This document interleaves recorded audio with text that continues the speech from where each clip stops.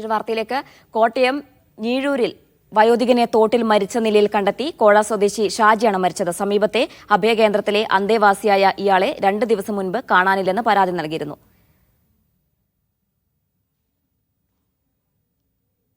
ജോസി ബാബു ഉണ്ട്. ജോസി, എന്താണ് സംഭവം? കൂടുതൽ വിവരങ്ങൾ എന്താണ്?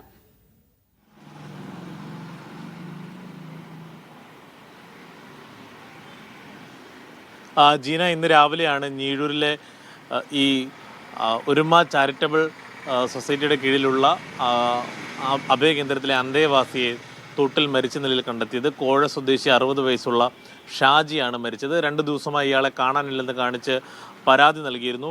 ഇത് സംബന്ധിച്ചപ്പോൾ കടുത്തുരുത്തി പോലീസ് മേൽനടപടികൾ സ്വീകരിച്ച് മൃതദേഹം പോസ്റ്റ്മോർട്ടത്തിനായി കോട്ടയം മെഡിക്കൽ കോളേജിലേക്ക് മാറ്റുന്നതിനുള്ള നടപടികൾ തുടങ്ങിയിട്ടുണ്ട്. അതേസമയം ഈ മരണത്തിൽ ദുരൂഹതയുണ്ട് എന്ന് പ്രാദേശിക CPM നേതൃത്വം ആരോപിക്കുന്നുണ്ട്.